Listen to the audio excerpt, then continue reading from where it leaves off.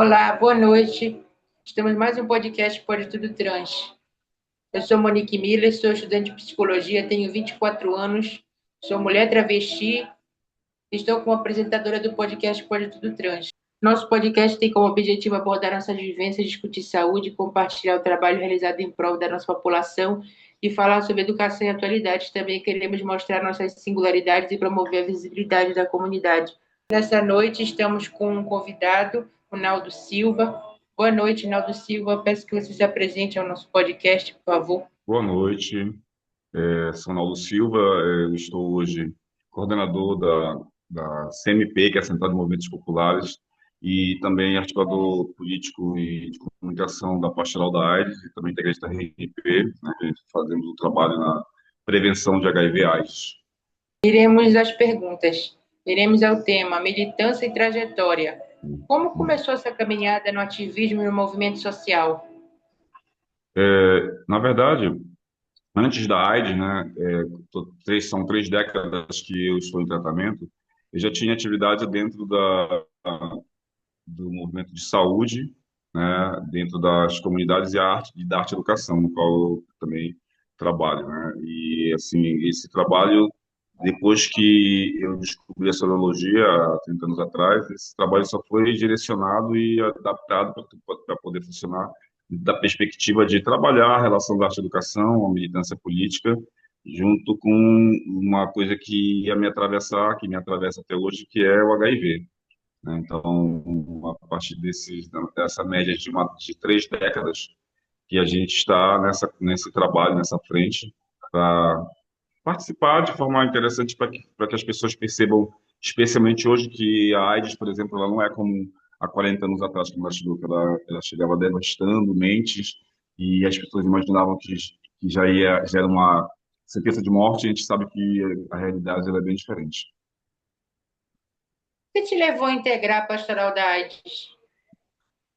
Justamente essa relação, né, de que, como eu já estava militante antes da AIDS mesmo, antes de estar soro positivo, né, de estar sendo PVH, pessoa vivendo com HIV/AIDS, já tinha os movimentos e a pastoral da AIDS. Na verdade, antes da pastoral da AIDS, eu ingressei no Fórum de AIDS, né, que é o Fórum Estadual de ONGs AIDS que nós temos no estado do Pará, que tem o tempo inclusive todo, que é uma entidade pela qual são várias entidades que compõem, e a gente já faz o diálogo para trabalhar essas buscas de políticas, né, para os PVHs, nós PVHs. A pastoral é uma delas, que eu estou no ativismo, né? Como eu falei, a pastoral da AIDS, a RNP, que é a Rede Nacional de Pessoas Vivendo com HIV/AIDS, essa, desde quando ela iniciou, inclusive, no Brasil, foi o ano que eu descobri a sorologia, foi o ano que teve o primeiro encontro aqui no Pará, e já participei como membro desse processo. Aí de lá fui me integrando com outras entidades, com outras ONGs, e a gente faz o trabalho de acordo com a nossa disponibilidade, né, de acordo com as atividades que a gente vai afinando ao longo da trajetória. Como é atuar na equipe de comunicação e articulação política da pastoral da AIDS?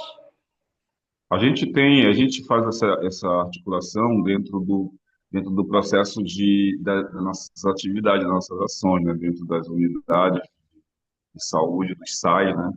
Com foco maior no casa a dia, né? Que é onde temos o nosso maior número de pessoas vivendo com HIV na área metropolitana, mas também a gente tem essa articulação política atravessada junto fortalecida, na verdade, com o Fórum de AIDS, né? Que é da qual nós integramos. Nós estamos, junto com o Eduardo da Amazônia, pela Pastoral, nessa coordenação do Fórum de AIDS, e a gente desenvolve uma série de atividades. Temos o café, por exemplo, que o café que acontece hoje na unidade.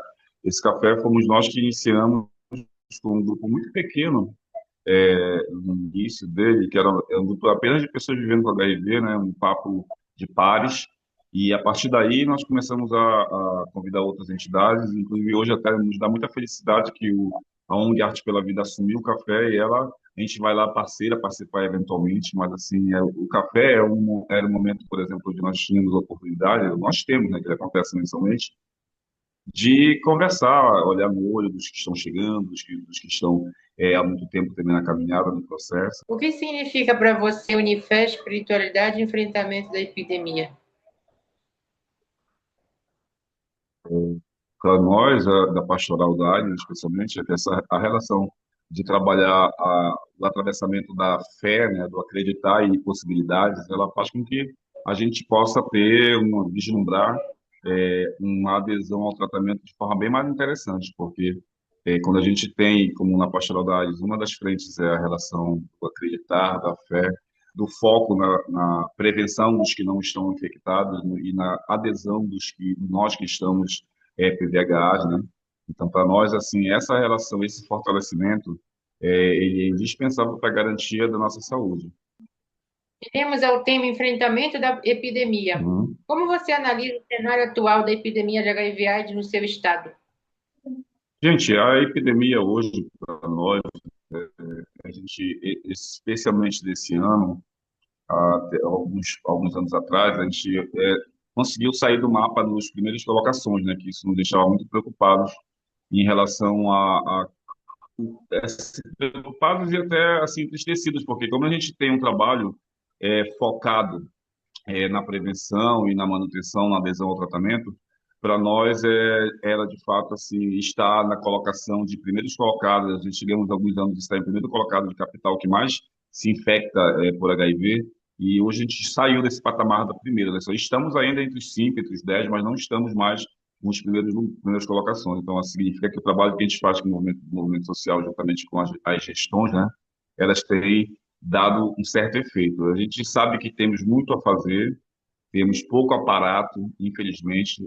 As gestões mudam, a gente não consegue levar um trabalho que iniciou-se numa gestão passada por conta da mudança. E esses entraves eles problematizam muito o nosso trabalho. A gente tem que zerar tudo, começar tudo de novo. Então, a gente vai fazendo um jogo de cintura para poder levar e trabalhar, fazer a medida funcionar de uma forma forte, se fortalecendo todos juntos. Quais são hoje os maiores desafios do enfrentamento ao estigma e à desinformação? O maior para mim, em especial, é a questão mesmo do aceitar-se, o assumir, o introjetar essa nova realidade dentro da vida da pessoa que entra hoje com diagnóstico. Por exemplo, hoje mesmo eu recebi uma ligação de uma paciente do Casadia que ela estava com alguma dificuldade de se comunicar com a unidade, com o SAI, e a gente conversando, né, um pouco, ela falou para mim, por exemplo, assim, que ela ainda não consegue ir lá, porque para ela é muito complicado ir numa unidade de saúde que trata a AIDS e é uma coisa que é nova para ela, está menos de um mês em tratamento, ela estava muito tensa e muito preocupada. Aí conseguimos conversar com a gerência, ela foi encaminhada para o serviço de psicologia. Então, com esse exemplo, ele é um exemplo do que a gente percebe que, infelizmente, hoje, apesar de tanta informação que nós temos, esse podcast, alguns outros meios que a gente tem de informar, as pessoas ainda estão muito atreladas ainda no estigma da morte para HIV versus morte. A gente sabe que não é bem assim, mas isso daí é algo que ainda assusta muito as pessoas. Como o voluntariado no Arte pela Vida contribui para ampliar o debate sobre HIV e AIDS? Assim, dentro das atividades, das ações que a gente desenvolve, né, no Arte pela Vida. Por exemplo, agora, mês passado, esse mês passado e esse mês, o Arte pela Vida está trabalhando com uma série de oficinas nas CIPAs, né, na área de engenharia civil, né, a gente faz um trabalho com os operários, né, da construção civil e fazer essa troca e levar a mandala que ela nos norteia para falar sobre tudo isso, sobre a mandala da prevenção, né, que ela vai falar sobre todas as possibilidades de, por exemplo, quando geralmente eu, a Amélia, quando nós vamos, a Amélia Garcia, né, a gente se coloca como pessoas vivendo e pessoas vivendo com sorologia aberta, né? E assim é interessante que causa assim um certo susto no início, que as pessoas já perguntam para nós assim, já nos perguntaram várias vezes assim, mas como você vive há quanto tempo com HIV? Você nem parece que tem AIDS. Aí eu lembro daquela campanha antiga, que quem vê cara não vê AIDS, é uma campanha que teve lá no início, nas primeiras décadas. E ela é muito real, né? E a partir daí a gente desenvolve o trabalho e fala a respeito de prevenção e deixa bem claro que a AIDS, ela não está escrito na testa, ela não está com diagnóstico com letra luminoso, ela está por aí, ela está circulando e nunca deixou de circular. E ela avança para quem não se previne, para quem não conhece as metodologias de prevenção. Infelizmente, acaba entrando nesse circuito e quando entra, ingressa, se infecta, ela vai ter que iniciar o tratamento. Vamos ao tema incidência política e redes. Qual é o papel do Fórum Estadual de HIV/AIDS na construção de políticas públicas?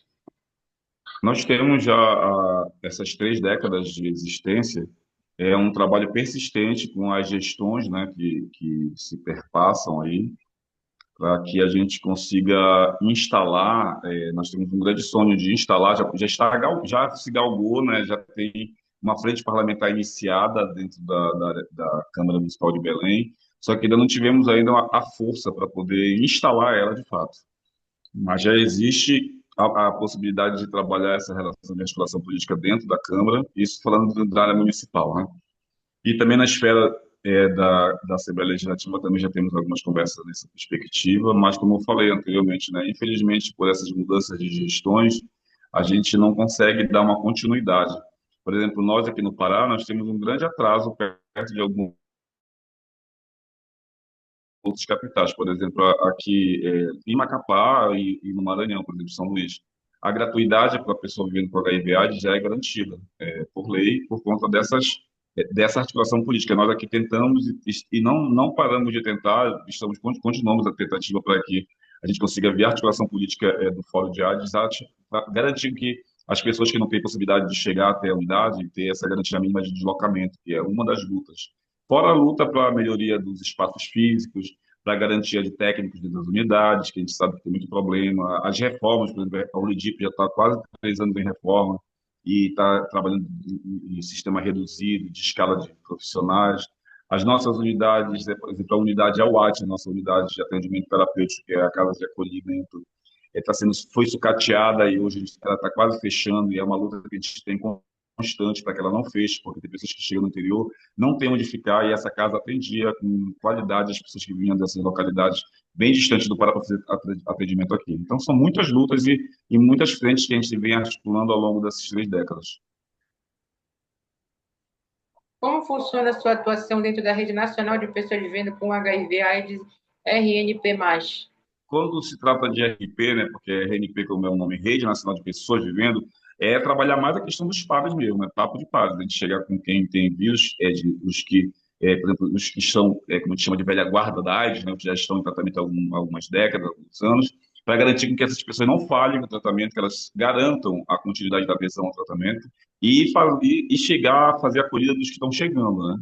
E, infelizmente, a gente tem diariamente, só na área metropolitana, 5 a 10 casos diários que chegam a todo dia de novos testes positivos. Então, a crescência é muito grande. E, infelizmente, a gente gostaria muito de ter um trabalho mais efetivo, até mesmo dentro das unidades, mas a gente não consegue, por conta das nossas pernas, né? Nós não somos muitos, somos poucas pessoas que a gente faz alguns eventos e agora, atualmente, por exemplo, nas últimas décadas, a gente está sem projetos, né, para poder garantir que a gente faça um trabalho de maior qualidade, né? A gente, grande maioria das vezes, por exemplo, nossos cafés, que a gente faz em parceria com a Arte pela Vida, ele é um café que é todo doado, né? Não tem nenhum recurso público, nenhum projeto para financiar, que é um espaço que a gente tem para dialogar, para fazer esse papo de pares, né? Olhar no olho do outro e dar um abraço e dizer assim, olha, eu estou bem há 30 anos, eu estou bem há 20 anos e você também pode ficar. Então, essa acolhida, esse olhar fraterno, essa fala, ela é muito significativa para quem está chegando.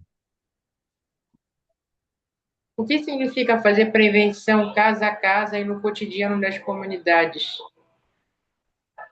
Eu diria que é uma grande audácia da nossa parte, inclusive, como eu acabei de falar, sem esse aparato, mas a gente não deixa de fazer esse corpo a corpo, de estar nos lugares e desenvolver atividades para fortalecer essa relação da prevenção, falar sempre, né, sobre as possibilidades de prevenção que nós temos, as tecnologias que já estão aí há muito tempo e, infelizmente, nem todo mundo sabe o que é uma PrEP, o que é uma PEP.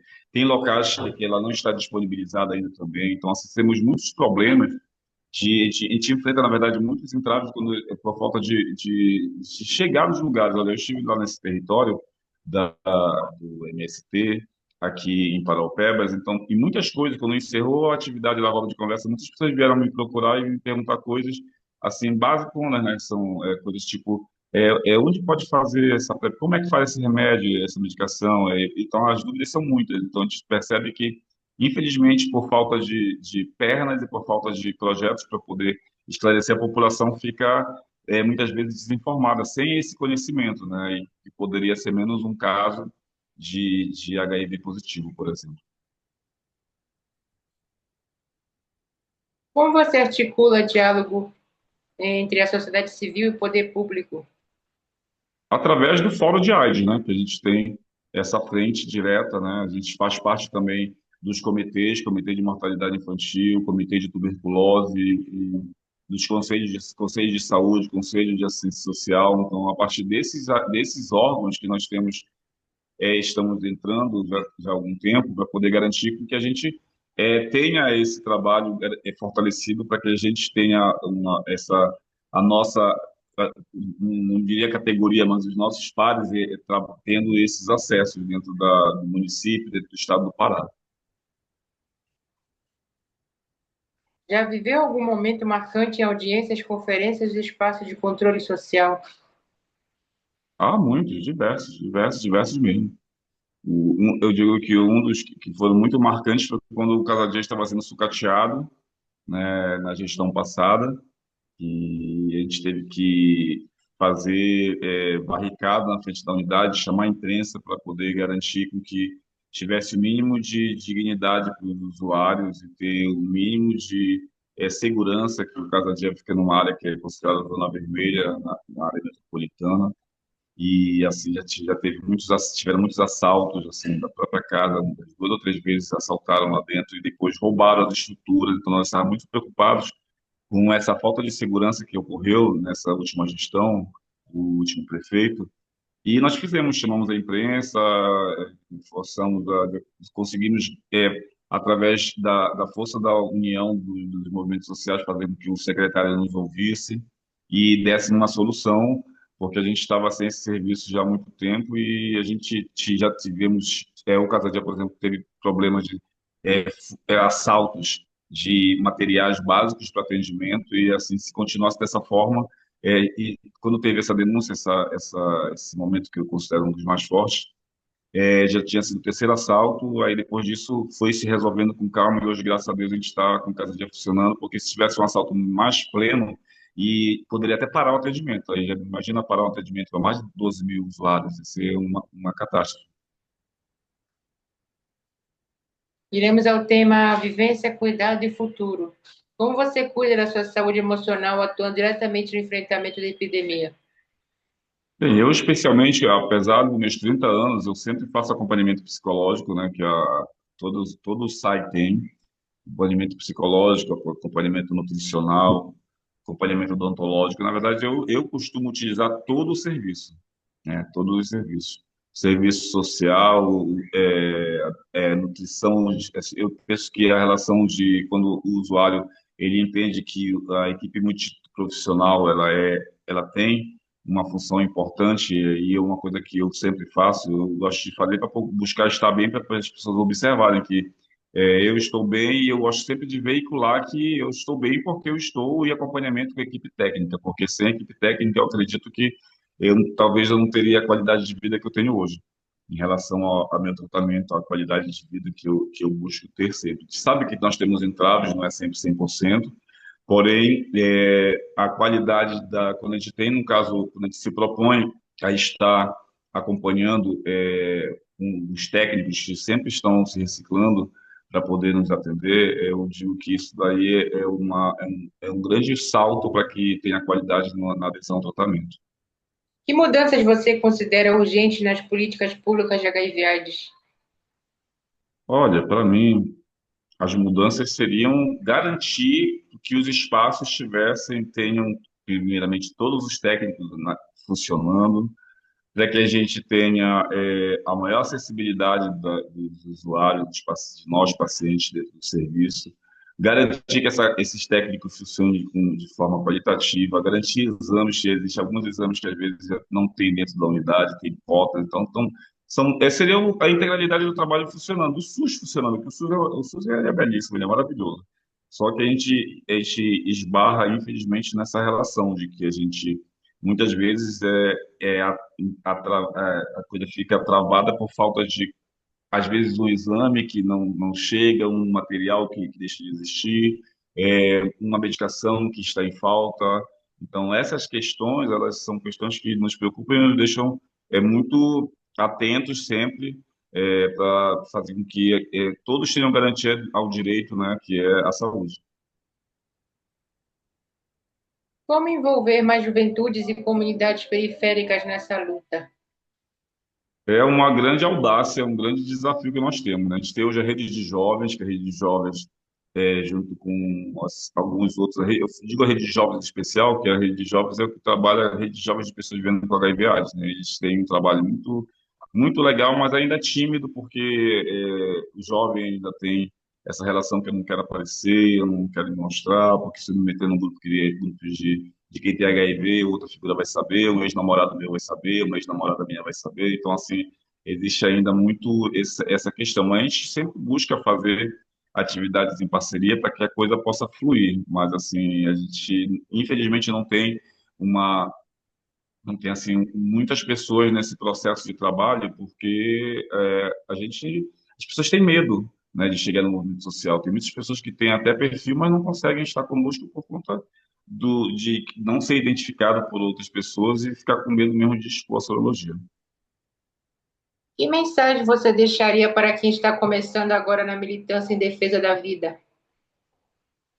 E chegue, né, para fortalecer aos que já têm um trabalho de algum período já, para que venha dar as mãos nas ações que já temos construído ao longo dessas décadas.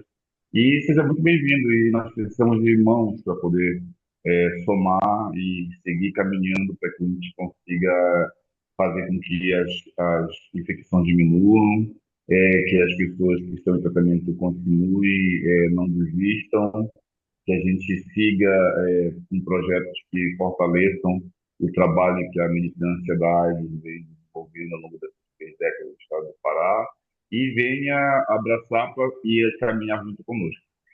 Gostaria de agradecer por ter respondido as minhas perguntas. Obrigada por ter aceitado o convite nesse podcast nessa noite, Naldo. Sempre que tiver possibilidade de colaborar, contribuir com o podcast, com qualquer outro projeto, podem contar conosco no movimento social, que a gente está em busca de oportunidades, né, como essa, né, de levar informação a quem mais precisa e estamos aí, tá?